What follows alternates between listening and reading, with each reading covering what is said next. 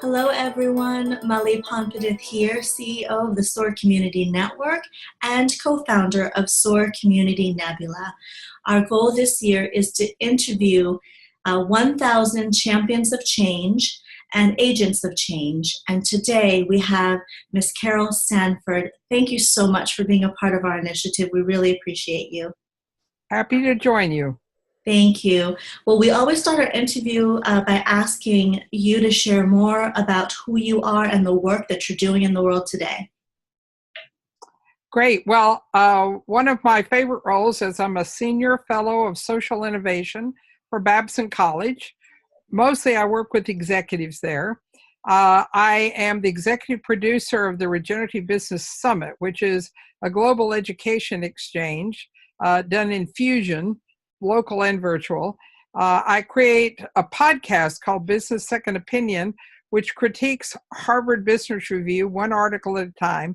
But the things that I do that are most related to your work is I run two communities that are related to change. One is made up of almost 1,000 small to large businesses who are interested in bringing about significant change on the planet through their business. And the second community is with change agents, learning to have the skill to work with those kind of businesses. And I've got a couple hundred of those around the world. That's so fantastic. Well, I would be remiss if I didn't mention that our research team found you because of the work that you're doing in this space.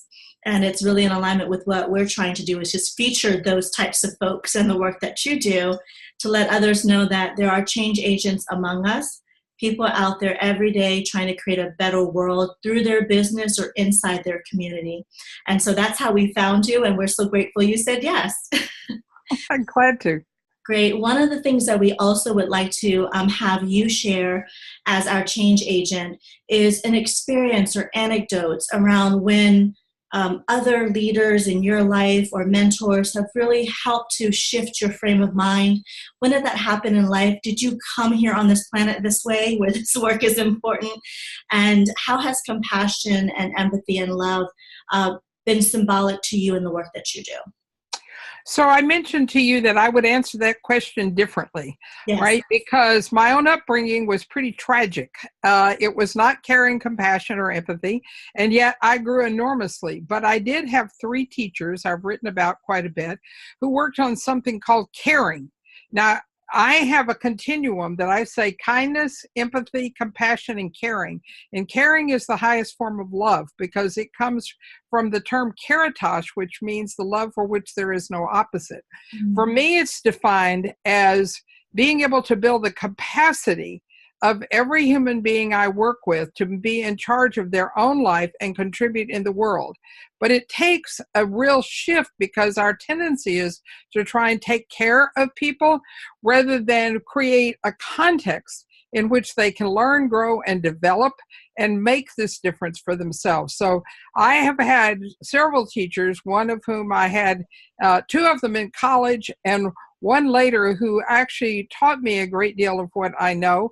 And that came about through bumping me around, making it hard, waking me up. And most people wouldn't have said it was kind or empathetic or compassionate, but boy, did I feel cared for. That's fantastic. Well, it's a great answer. And again, I really appreciate you coming at it from that angle because it is important for us to also recognize that it's a very personal journey and we have to make those choices to do the work. Right? Sometimes we ask these questions and it's about an outward influence. And you kindly reminded me that no, it's not necessarily just that. It's very much about the inward, the inner knowing of what you want out of life and then what you're willing to do to move in that direction. And you get to be a catalyst for that work. So I appreciate that. You've been around and you're developing so many agents of change in your community. What are some of the overarching themes or attributes that really help them truly actively live that role? What have you been seeing throughout the years of work that you're doing, you know? Well, my next to last book has a pretty good explanation for it. The book's called The Regenerative Business, and regeneration is a working from caring and from each unique individual, and I cite three characteristics that if you want to develop the capacity of people to change themselves, and for you to do that, you need these three. The first is locus of control. I have to come from an internal locus of control, which is I accept accountability for what are the effects that I produce in the world, even if all I can do is accept responsibility for my reaction. The opposite of that, obviously, is blaming and victimhood. And you can't bring about change if you don't have internal locus of control. The second one is what scope of considering I can take on. I call that external considering. And that's my continuum of kindness, empathy, care, compassion, and caring. And the further you can move out on that scale, the better off you are in change. But you can end up with only internal considering, caring only about yourself, which is again the opposite. So we want the external locus of control, the internal locus of control, the external considering, and the third one is personal agency. I have to feel sourced from something higher and more meaningful to be able to act in the world. Otherwise, I will act only on my own behalf, or maybe even mostly in reaction to others. So those are the three characteristics. And you ask, I think, who exemplifies those? I have three people I would mention who I believe are doing it through business. One is Cheryl O'Loughlin, who is the current CEO of Rebel. She also was the CEO of Cliff Bar and one of the co-founders for Plum Organics. So she's quite powerful, but she really exhibits these three and strives for them. Jeffrey Hollander, who is the co-founder of Seventh Generation and the co-founder of the American Sustainable Business Council, and he's quite extraordinary in working to bring these into the world. I should also probably mention Ahmed and Reem from Numi Tea, who again use their business to make this difference in the world. And one more woman, Catherine Connolly, who is the CEO of Merida, which does sustainable products for the home, primarily textiles. And they have had an impact on me. I have had an impact on them. And so I recommend them. I've written stories about them in my books, and there are many ways you can learn more. That's great. Well, I've been taking notes here, so I will definitely want to have them featured if they're interested as well, because it sounds to me like they're doing incredible work. They are. All right, so we talked about, again, what the characteristics are, what it takes to be an agent of change. Now let's talk about the causes or the ways in which you use your gifts and your talents to be the change agent in your community. All right, so again, I don't look for causes because causes are in existence. They're like, that's already there. Let's see if we can fix that. That's broken. What I look for are systems that need to be evolved. And in that, find what is the essence of that system. So, for example, the criminal justice system could be taken as a cause, and I could work on trying to clean up all the people who are inappropriately imprisoned or to help them when they come out. And I'm glad there are people who do that. But I'd rather work on redefining what criminal justice means.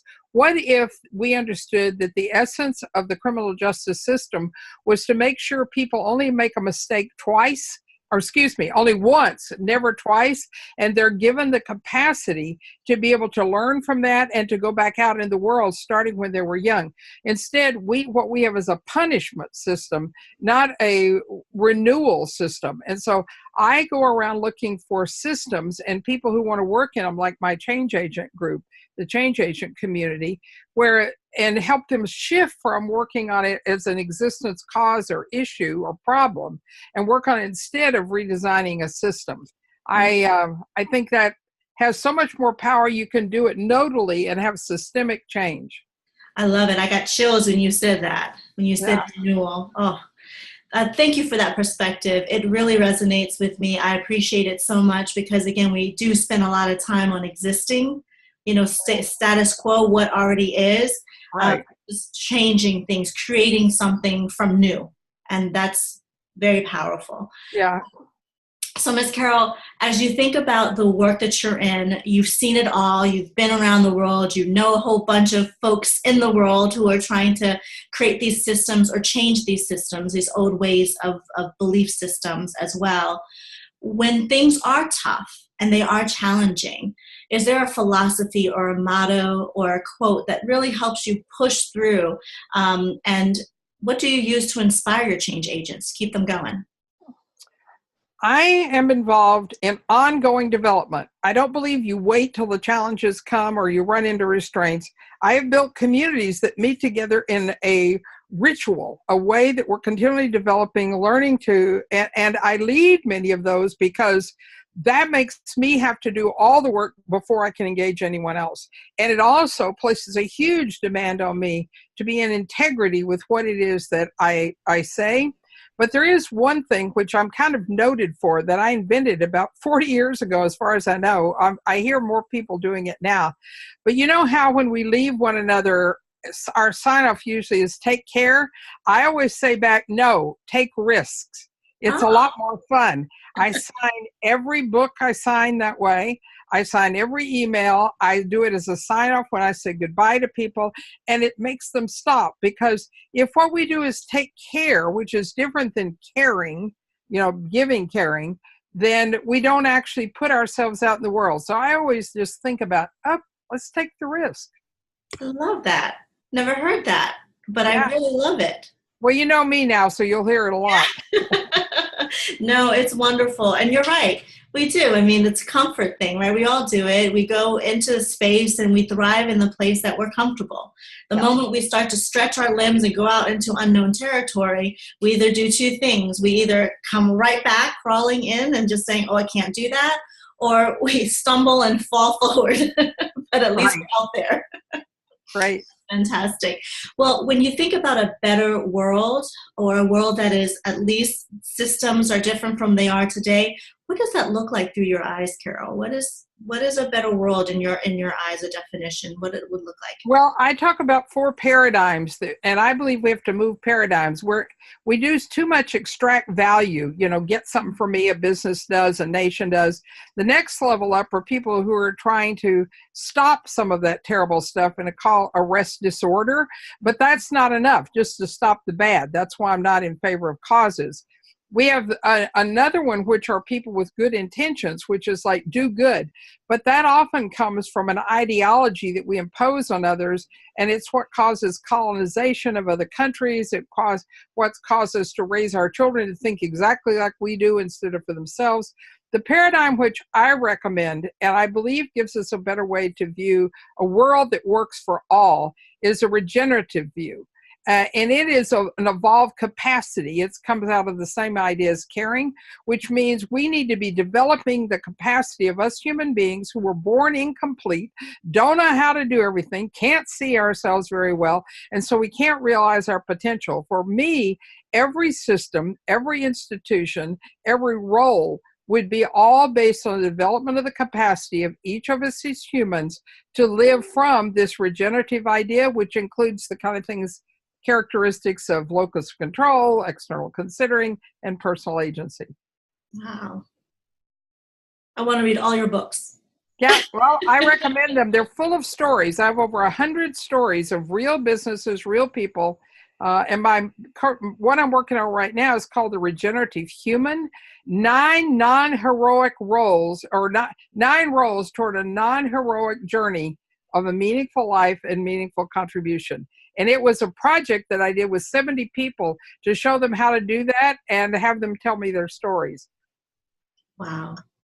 How can we learn more about you? How can we get a hold of all your books, learn more about your communities, and how people, I'm sure they're going to ask you lots of questions after this interview. Yeah, well, I love responding to people. I can do it up to some point, but best way, there are 3 websites that I have. One is carolsanford.com, and it has my podcast, Business Second Opinion, that critiques Harvard Business Review, 1 article at a time. It has all of my books as they come out. It has book clubs, which people can buy and join and get workbooks and engage with the books in a more in-depth way. The second website is Carol Sanford Institute, which is my work with organizations, with businesses, and the offerings, and I have those in the European, Middle East, Africa online. I have some in the States, some in person, and some up and down the Americas. And you can learn more about the work with businesses. The one other community, the change agent community, if you're in a change agent role, is seed-communities.com. And then you look at the button that says change agent. So SEED-communities.com. And you'll learn there about all the change agent communities you can join and participate in. That's fantastic. Well, I will definitely check that one out, and we'll make sure that we get all the links to all the different sites to connect with you on your description. We really appreciate you for your time. Thank you so much. Where are you dialing from? Let our community know where you're dialing from. I'm in Seattle, or I'm in Edmonds, a beach town just north of Seattle. That's great. Thank you again for taking the time. We really appreciate you. We love your insights. We love your perspective. We want people to know that there are so many different ways to become a change agent, but it has to start from within, and you really reiterated that, so I appreciate you very much. Carol, thank you. Let's stay in touch. For those that are watching, we really appreciate you for following us as we bring you these incredible souls doing great work, trying to uplift us up in this society, in this community, and we really appreciate you for being a part of our global initiative. Thank you. For those that are watching, again, please nominate yourself and others in your community who are making a great difference. We want to hear their stories. We want to have them inspire so many other change agents out there in the world. Visit us at nebula.soarcommunitynetwork.com. Thank you so much, everyone. We'll talk to you very, very soon. And take risks. And take risks. That's right. Take risks.